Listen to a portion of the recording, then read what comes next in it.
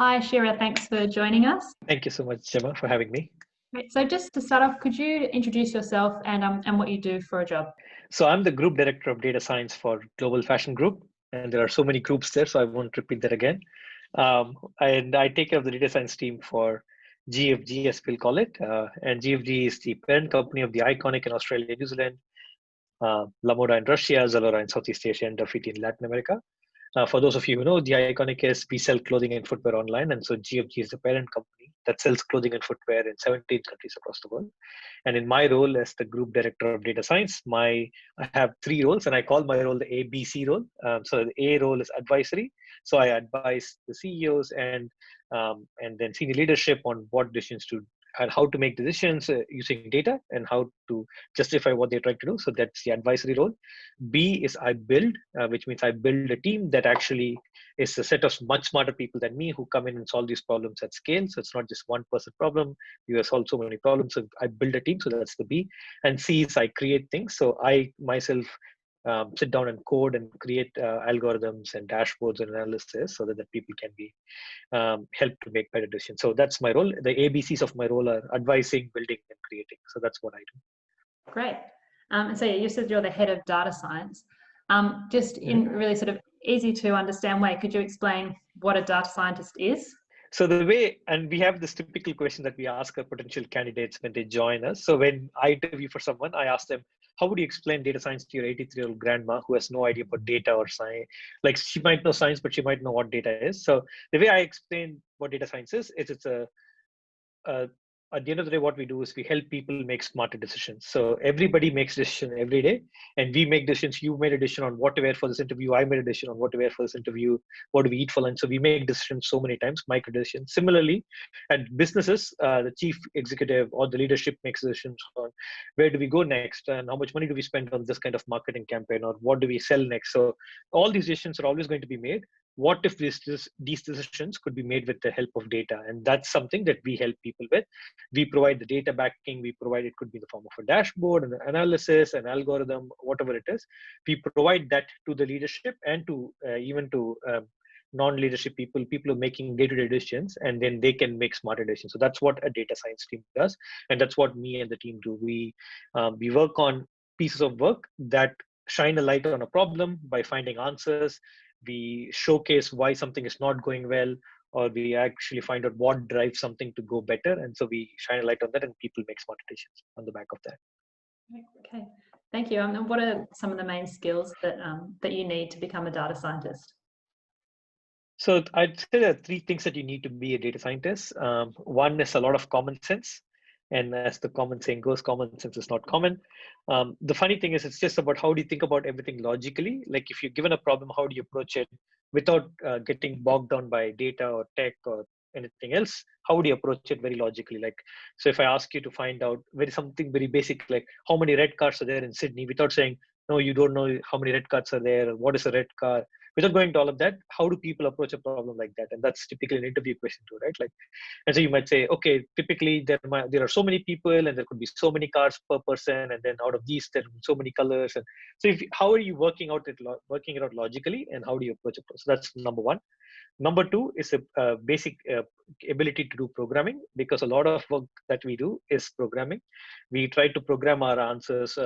We try to program our data to find answers, and although you can find answers manually by putting it in Excel and stuff like that, it's much harder, and we solve much bigger problems, and you need to have programming skills to do that. Not any programming skill. Any programming skill is fine, not any particular programming skill.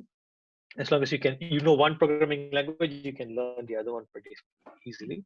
And the third thing is an ability and a willingness to unlearn something that you know. So a lot of people think that to become a data scientist, you have to do all these 10 courses and 15 tools and stuff like that. And we pretty much tell people, don't worry about any of that. Just come with an open mind, be willing to unlearn everything you know and relearn something that's new. And I use myself as the example. When I started in my career, I learned a bunch of tools, and halfway through my career, somebody said these are no longer going to be relevant in the next 10 years, and I had to relearn completely. And midway through my career, I relearned R and Python and all these new data engineering skills that were not probably pretty relevant back then. And so it's a continuously evolving space. So those three things: a common sense, programming skill set, and a willingness to learn and unlearn. So those are the three things that you need. Okay, and in terms of study pathways to a career in data science, are you looking for, because it sounds like you interview people for data science jobs in your job a little bit, are you looking for people with a particular background, or do you draw on people from, different degrees, different fields, as long as they kind of can show those skills? Yep. So there is no constraint on what program. So we've had people who've done veterinary science and then said they've got the bug to do data analysis, and he said, "I just can't deal with sick dogs anymore." Fine, like he's that's fine. Like if that's what you don't want to do, you don't want to do. So it's completely open. We've never forced somebody needs to have because those courses also so few and far between. I can't say you have to have done a master's in data science or a bachelor's in data science or not even computer science. Basically, when you appear for the interview, we'll have a chat. I can sense if you approach problem logically. You should have basic programming skill, and everybody can pick that up. As long as those two are there, it's completely fine for an entry level job. Yeah, that's so interesting. What do you like most about working in data science or being a data scientist? I think I really like solving something. Like I've always liked solving a problem and trying to shine a light on. So and the best way to think about it is if you're searching for something in your house, you misplace your keys, and when somebody finds it for you, you feel happy that you found it. The person who finds it for you feels happy they found it. Like like to think that we have so much information hidden in our data sets and databases, and I can find it out and give it to someone, and they're like, yes, this is exactly what we need. And so that aha moment that everyone has across the board, when they have that aha moment, it's very rewarding for the work we do, and that's the best part I like about my job. I can imagine. Are there any particularly exciting new areas or innovations that you've come across in the field of data science right now? So there's a lot of work going on in what we call computer vision problems, and a lot of going on in trying to solve imitating a human problem. So some examples are computer vision problems. The best example is the Amazon Go store. If you think about it, you can walk into a store. You don't have to scan anything when you get out. The cameras everywhere know what you bought, and they can automatically detect stuff. So based on where you move and how you move and what you pick up, nobody has to look at it. So that's an amazing example of a computer vision problem. All the self-driving cars are computer vision problems. And similarly, on the other end, how do you behave like a human being, or like understanding human language, human intent, understanding human handwriting, understanding what I'm trying to tell you, and try to have a conversation with me. Those are all really exciting areas that are going ahead. Not to say that the other areas are boring. It's just that these are new areas where it might, if we keep at it, maybe we'll very soon reach a computer that's more sentient, that can understand what you're saying and help us solve problems much faster and at scale, and help us from not doing boring work. So that's a cool area. Wow, that sounds really cool. So the computer vision side was the example you gave is going into an actual bricks and mortar store, and not is that what you and not having to and the funny thing is if you look up, I probably won't give names, but if you look up, there are so many companies that are actually offering that as a service. So for example, even Woolies and Coles are already talking to people where you can just walk into the store, buy anything you need, and everything is taken care of by the computer vision program. So that'll be pretty cool. They're really cool. And there's that additional incentive right now with COVID and trying to reduce contact that might help that technology take off. Fascinating. And just to finish off, do you have any words of advice for whether for a high school student or maybe a career changer who is looking to get into data science? So one thing I tell people is definitely pick up a programming skill. Don't worry about a tool or any particular application. Just pick up a programming skill, because that will automatically teach you a lot of common sense. Programming is all about logic. Pick up one programming skill, pick up whatever you like and whatever language you like.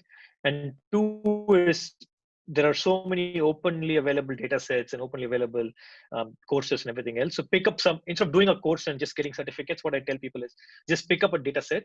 So like COVID data set is the best example, or domestic transport for NSW makes so much data sets available. Like everybody makes data sets available. Pick something, try to analyze it, see what you can find, write about it, talk about it. And I think when we typically recruit people, we just look through their repository. Just like when you hire a photographer, you look through their, what do you call that, a portfolio of what they've done. I think this will act as a really good portfolio of your work. Some people, you don't even need to build a resume. You just send them the GitHub link that has everything. So that's pretty cool. And you might have picked up some skills on the way. So I think that's definitely something worth thinking about and doing. Great. So get those programming skills, and then And then if you have those other skills you mentioned, you could be a good candidate for this career. Definitely, yeah. Yep. And well, I said that was the last question, but you do recommend this career by the sounds of it. You know, if someone's thinking about what to do in a career in STEM, you recommend data science. Definitely, and it's given what's happening with COVID and everything else, I think there's a bigger demand now because everyone wants to know what do we do next and how do we do it and what has gone wrong and where should we change. And these questions are coming up more and more often and at a bigger frequency. And so you need the people to come in and help with the right skill set. So there's definitely going to be demand for more data scientists, at least in the next 5 to 10 years, if not more. Great. Fantastic. Thanks so much, Kshira. That's been really helpful. No worries. Thank you so much for having me, Gemma.